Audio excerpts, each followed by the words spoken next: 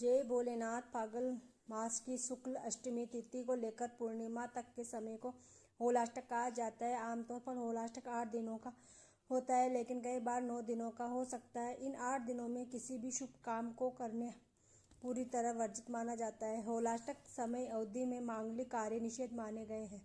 होलाष्टक अवधि में किसी भी शुभ काम जैसे नामकरण संस्कार, जनेऊ संस्कार, गृह प्रवेश, विवाह संस्कार आदि नहीं करना चाहिए। तब करने के लिए होलाष्टक का समय बहुत ही शुभ माना जाता है। होलाष्टक प्रारंभ होते ही होलिका दहन वाले स्थान की गोबर, गंगाजल आदि से लिपाई की जाती है। साथ ही वहां पर होलिका का डंडा लगा दिया जाता है, जिसमें एक को होली और दूसरे को प्रहलाद माना जाता है। होलाष्टक का समापन होलिका दहन के साथ होता है। रंग और गुलाल के साथ इस पर्व का समापन हो जाता है। शिवरात्रि का पर्व न आए तो होली का अवसर ही नहीं आता। शास्त्रों के अनुसार होली की कथा 4 घटनाओं से जुड़ी हुई है। पहला होलिका और भक्त प्रहलाद, दूसरा कामदेव और शिव, तीसरा राजा पृथु और राक्षस धुंधी, और चौथा श्री कृष्ण और पूतना। आइए जानते हैं कामदेव और शिव जी की पौराणिक कथा। जब माता सती अपने पिता दक्ष के यज्ञ में भस्म हो जाती है तो उसके बाद भगवान शिव गंगा और तमसा नदी के संगम पर घोर तपस्या में लीन हो जाते हैं। इस दौरान 2 घटनाएं घटती है। सबसे पहले तारकासुर नाम का एक राक्षस तपस्या करके ब्रह्मा से अमृता का वरदान मांगता है, तो ब्रह्मा जी कहते हैं कि यह संभव नहीं है। अगर वह कुछ और मांगते हैं तो वह यह वरदान मांगते हैं कि केवल शिव का पुत्र ही उसे मार सकता है, ऐसा वरदान दो। तारकासुर जानता था कि सती भस्म हो गई है और शिव जी तपस्या में लीन हो हैं, जो हजारों वर्षों तक लीन रहेंगे। ऐसी स्थिति में शिव का कोई पुत्र नहीं होगा तो मुझे कौन मारेगा। इस वरदान को पाकर वह तीनों लोकों पर अपना आतंक मचाता है और स्वर्ग की अधिपति बनता है।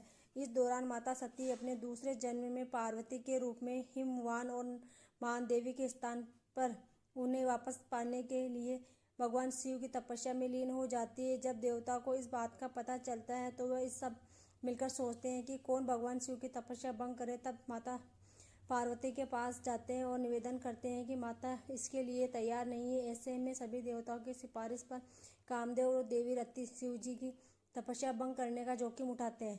फाल्गुन के महीने में कामदेव और रति शिव जी के सामने नाचते गाते हैं और फिर कामदेव आम के पेड़ के पीछे छिप जाते हैं और शिव जी पर एक करके अपने पुष्प बाण छोड़ते हैं। अंत में एक तीर उनके हृदय में लगता है, जिससे शिव जी की तपस्या भंग हो जाती है। तपस्या भंग होते ही वह कामदेव को आम के पेड़ के पीछे छिपे हुए देखते हैं। फिर क्रोध से आकर वह अपने तीसरे नेत्र से कामदेव को जलाकर भस्म कर देते हैं। यह देखकर देवी रति सहित सभी देवी देवता दुखी हो जाते हैं। अपने पति को भस्म देकर देवी रति विलाप करने लगती है और कहती है कि इसमें मेरे पति का दोष नहीं था, मेरे पति को जीवित कर दो। जब भगवान शिव को पता चलता है कि कामदेव दुनिया के कल्याण के लिए देवताओं द्वारा बनाई गई योजना के अनुसार काम कर रहे थे तो उनका गुस्सा शांत हो जाता है। तब वे भस्म से देवी रति के पति कामदेव की आत्मा को प्रकट करते हैं और फिर शिव देवी रति को वचन देते हैं कि द्वापर युग में जब भगवान विष्णु कृष्ण के रूप में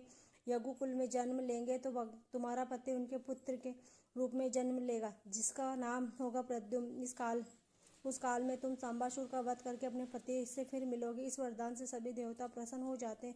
शिव जी भी पार्वती से विवाह करने की सहमति दे देते हैं। यह सुनकर सभी देवता प्रसन्न होकर फूल और रंगों से वर्षा करते हैं और अगले ही दिन उत्सव मनाते हैं। धुलंडी। धार्मिक मान्यताओं के अनुसार होली के दिन होलिका दहन किया जाता है और दूसरे दिन धुलंडी के रंग खेला जाता है। धुलंडी पर रंग खेलने की शुरुआत देवी देवताओं को रंग लगाने से की जाती है। इसके लिए सभी देवताओं का पसंदीदा रंग होता है और उस रंग की वस्तुएं उन्हें अर्पित करने में शुभता की प्राप्ति होती है, उनकी कृपा प्राप्त होती है, जीवन में समृद्धि आती है, वैभव आता है और धन दाने से भर जाते हैं। आपको वीडियो पसंद आए तो please like, share and subscribe जरूर करें। धन्यवाद।